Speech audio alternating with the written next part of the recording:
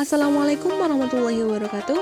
Saya Irsya Adsanur Sabila, NIM 19105557, akan mempresentasikan hasil makalah kelompok yang berjudul Penelitian Sanad dan Matan Hadis tentang golongan-golongan orang yang termasuk mati syahid. Makalah ini ditujukan untuk memenuhi tugas mata kuliah metode penelitian hadis yang diampu oleh Bapak Dr. Muhammad Nuruddin Zuhdi, STHI, MSI. Adapun hadis yang akan dijadikan objek penelitian adalah hadis dalam kitab Sahih Muslim nomor 3539. Berikut adalah redaksi hadisnya. Hadis ini menjelaskan bahwasanya Rasulullah SAW menyangkal orang yang mati syahid hanyalah orang yang terbunuh di jalan Allah. Padahal masih ada beberapa golongan lagi yang dapat dikategorikan sebagai orang yang mati syahid. Di antaranya adalah orang yang mati karena wabah penyakit, orang yang mati karena sakit perut, dan juga orang yang meninggal karena tenggelam. Takhrij hadis ini merupakan proses pencarian hadis pada berbagai kitab sebagai sumber asli dari hadis yang bersangkutan.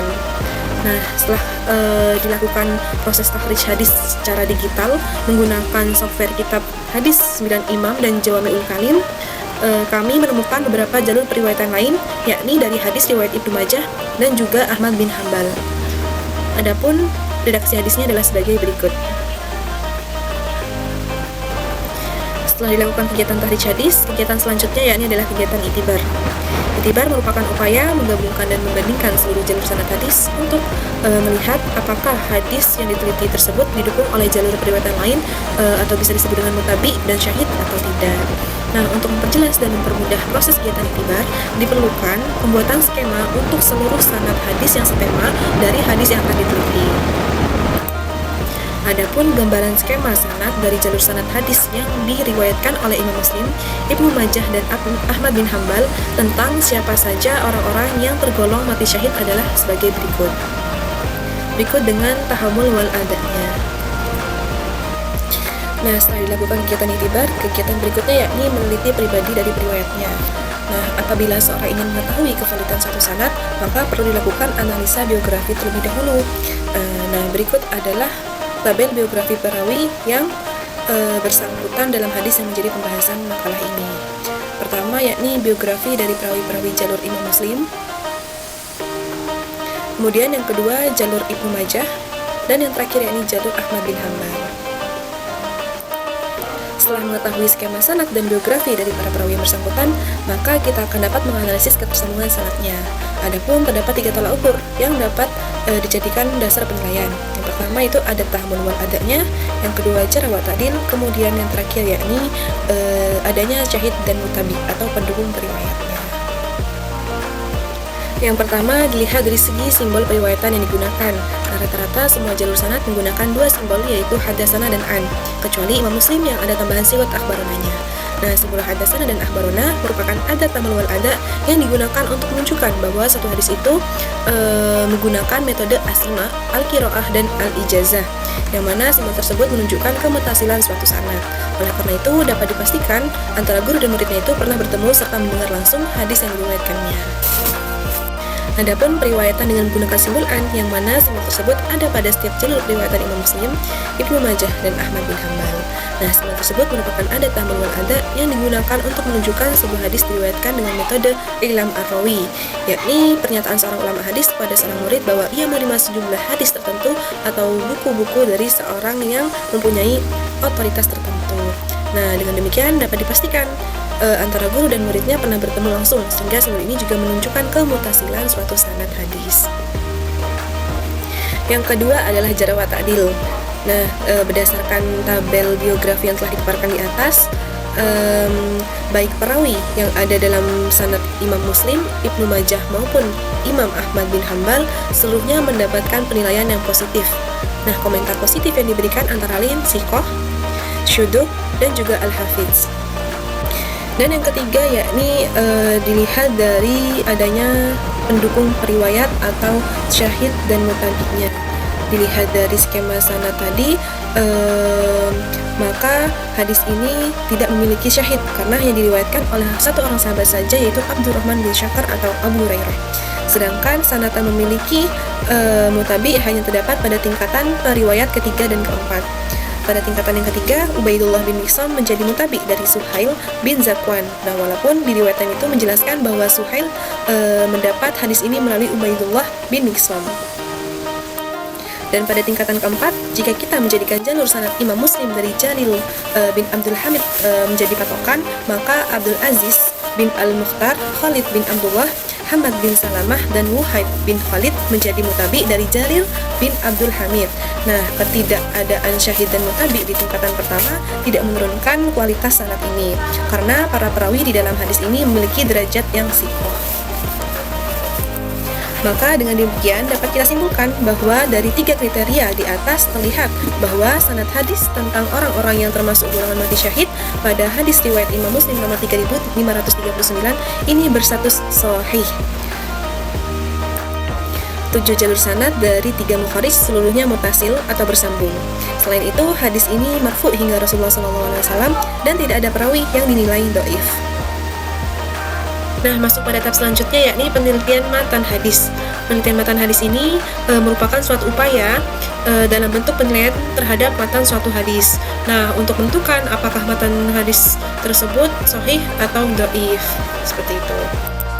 Adapun tolak ukur dalam meneliti suatu matan ini, kami para pemakalah menggunakan pemikiran dari Dr. Syuhudi Ismail, yang mana beliau mengungkapkan langkah-langkah dalam kegiatan penelitian matan itu ada 3. Yang pertama, meneliti matan dengan melihat kualitas sanadnya. Apabila suatu sanad hadis dikatakan sahih, maka belum tentu matannya juga sahih. Begitu juga sebaliknya. Nah, suatu matan dapat dinyatakan sebagai matan yang makbul atau dapat diterima jika memenuhi kriteria-kriteria sebagai berikut. Dan juga menurut jumhur ulama hadis, tanda-tanda matan yang palsu itu adalah sebagai berikut. Dilihat dari kriteria-kriteria dan tanda-tanda tadi, jika kita teliti pada hadis Imam Muslim nomor 3539 yang telah kita ketahui bahwa sanadnya itu berstatus sahih, tidak ada indikasi bahwa terdapat hal-hal yang menyerupai tanda-tanda kepalsuan, dan juga hadis ini memenuhi kriteria-kriteria diterimanya suatu hadis, suatu matan hadis. Maka dari itu, matan hadis tentang golongan-golongan yang termasuk mati syahid dalam riwayat Muslim ini berstatus sahih. Nah, tolak ukur yang selanjutnya yakni meneliti matan dengan meneliti hadis yang semakna. Berikut adalah tabel matan hadis yang semakna dengan hadis yang menjadi objek penelitian kali ini. Nah, dari hadis di atas, dari hadis yang semakna di atas, penulis berkesimpulan bahwa tidak ada satupun riwayat hadis yang berseberangan atau bertentangan dengan hadis yang menjadi objek penelitian. Nah, lebih jauh dari itu, keberadaan hadis-hadis di atas, sebagaimana telah penulis singgung sebelumnya, justru semakin menguatkan otentisitas hadis ini sebagai salah satu penjelasan tentang jihad. Masuk pada pembahasan berikutnya yakni tentang kandungan matan. Nah, berdasarkan kandungan matan hadis tentang mati syahid ini, maka ada beberapa aspek yang sangat perlu dibahas agar tidak timbul kesalahpahaman dalam mengartikan hadis ini. Yang pertama yaitu adalah jenis-jenis mati syahid. Para ulama itu membagi 3 jenis mati syahid, yaitu yang pertama, syahid secara hukum dunia dan akhirat. Nah, contohnya yaitu yang orang-orang yang mati dalam peperangan seperti yang dialami oleh para syuhada di masa kenabian, seperti perang Badar, perang Uhud, dan lain sebagainya. Nah, terkait dengan hukum dunia, maka jasad mereka ini tidak perlu lagi untuk dimandikan atau dikafani, jadi cukup disolati dan dikuburkan. Nah, kemudian yang kedua yakni syahid secara hukum dunia saja. Contohnya itu adalah orang Islam yang mati karena berperang demi dirinya sendiri, atau dia mati karena mengejar harta ghanimah, atau terbunuh karena melarikan diri, atau mati terbunuh karena riya, dan lain sebagainya. Nah, secara hukum dunia dia itu dianggap sebagai mati syahid. Oleh karenanya jasadnya itu tidak dimandikan atau dikafani.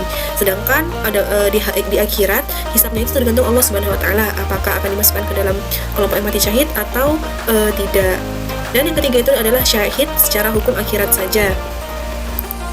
Nah, yang ketiga ini mereka secara hukum dunia itu tidak dimasukkan sebagai orang-orang yang mati syahid, namun di akhirat insya Allah dimasukkan sebagai orang yang mati syahid.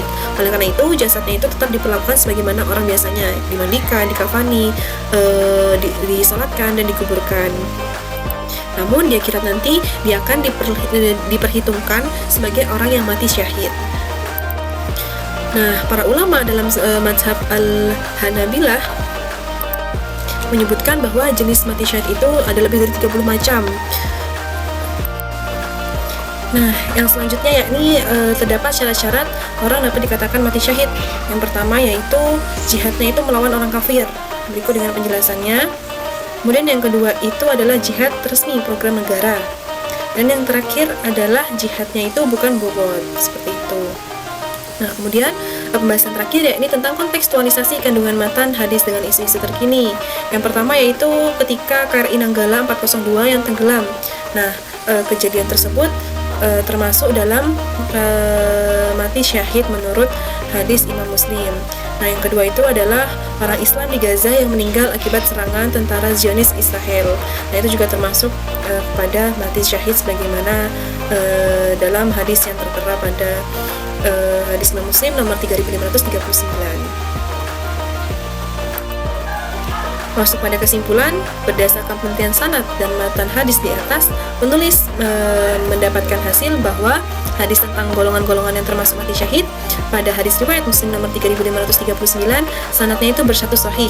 Dilihat dari 3 tolak ukur kriteria ketersambungan sanad. Yang pertama itu 7 jalur sanad dari 3 mukharij, seluruhnya itu mutasil atau bersambung karena dapat dipastikan antara guru dan murid itu bertemu langsung. Kemudian jalur sanad hadis itu memiliki pendukung perawi berupa mutabi yang menjadikan kualitas ketersambungan sanadnya itu semakin bagus. Dan yang ketiga, tidak ada perawi yang dinilai dhaif karena penilaian ulama terhadap setiap perawi keseluruhannya itu positif. Dan dilihat dari matan hadis, tidak ada indikasi bahwa terdapat hal-hal yang menyerupai tanda-tanda kepalsuan matan hadis sebagaimana sudah dijelaskan. Maka dari itu, matan hadis tentang golongan-golongan yang termasuk mati syahid ini juga bersatu sahih. Sebab sanad dan matannya sama-sama bersatu sahih, maka hadis ini dapat dikatakan bersatu sahih dan dapat dijadikan hujah. Wallahu a'lam. Sekian dari saya, mohon maaf jika masih terdapat banyak kekurangan. Wassalamualaikum warahmatullahi wabarakatuh.